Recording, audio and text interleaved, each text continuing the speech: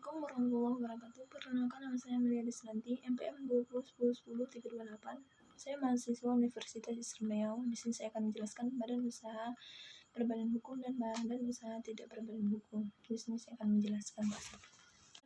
akan menjelaskan badan usaha berbadan hukum dan badan usaha tidak berbadan hukum. Jadi badan usaha berbadan hukum itu ialah badan usaha yang memisahkan harta kekayaan pribadi atau pemilik atau pendirinya itu dan harta kekayaannya itu oleh badan usaha.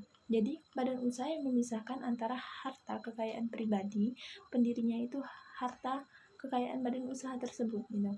Apabila badan usaha itu memisahkan harta kekayaan pribadi atau pemilik tersebut, maka pendiri dan harta kekayaan oleh badan usaha itu ketika terjadi suatu permasalahan, misalnya permasalahan hukum, badan-badan usaha itu hanya dituntut atau diminakan atau diganti kerugian hanya sebatas harta saja, harta oleh pemilik, oleh harta kekayaan tersebut. Dan badan usaha itu sendiri pun tidak masuk kepada harta pribadi oleh pemilik pendirinya tersebut. Terdapat juga beberapa kekurangan atas berbadan hukum tersebut, yaitu ketika pengusaha memiliki modal yang tidak banyak, terus maka sulit untuk mendirikan badan usaha khususnya, yaitu badan berbadan hukum, sebab di dalamnya ada beberapa undang-undang yang tercantum untuk mengatur secara intensif. Jumlah modal dana itu sangatlah besar yang harus dipersiapkan atau dipermodalkan untuk mendirikan badan usaha tersebut. Dan oleh karena itu juga biasanya pembentukan badan usaha itu berbadan hukum itu ingin dibentuk oleh pengusaha dalam skala menengah. Jadi atau skala menengah atau skala atas. Sebagai contoh misalnya ada Undang-Undang Nomor 40 Tahun 2007 tentang PT Perseroan Terbatas, yaitu membatasi limitatif bahwa pasar dasar itu modal dasar yang harus dikeluarkan itu atau yang harus disiapkan untuk mendirikan PT atau perseroan terbatas itu 50 juta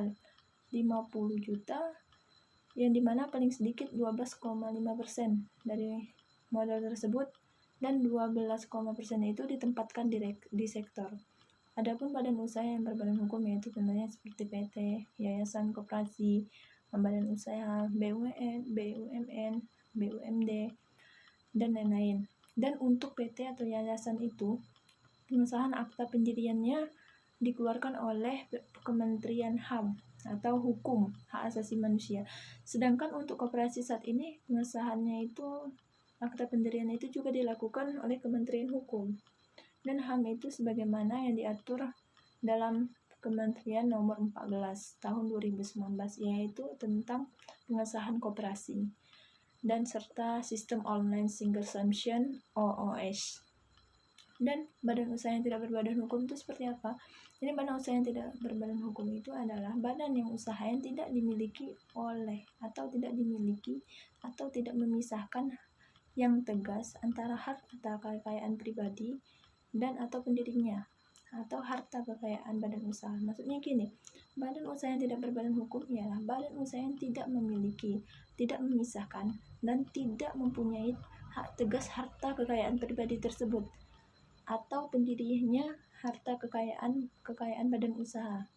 Apabila badan usaha tidak memisahkan harta kekayaan tersebut atau kekayaan pribadi, maka pendirinya itu dan harta kekayaan badan usaha itu pun kalau jadi suatu permasalahan hukum, badan usaha itu dapat dituntut atau diminakan atau juga diganti kerugian tersebut, tidak hanya pada harta kekayaan tersebut, tidak hanya harta kekayaan badan usaha itu sendiri, tetapi juga termasuk harta pribadi atau pemilik pendirinya juga. Jadi kelebihan dari badan usaha yang tidak berbadan hukum ini adalah tidak terdapatnya peraturan penjumlahan modal yang harus dipersiapkan dalam menjalankan kegiatan usaha. Selain itu juga biaya jasa atau pembentukan akta pendirian dari badan usaha tidak berbadan hukum ini lebih kecil daripada badan usaha tidak berbadan hukum. Oleh karena itu, pembentukan badan usaha ini tidak dibentuk oleh pengusaha-pengusaha gitu yang menjalankan kegiatan usaha mikro atau kecil, makro, besar, dan menengah UMKM dalam badan usaha ini tidak berbadan hukum. yaitu contohnya Shifi, persekutuan komanditer, Firma, serta persekutuan perdata. Itu saja yang dapat saya sampaikan. Lebih dan kurang, Assalamualaikum warahmatullahi wabarakatuh.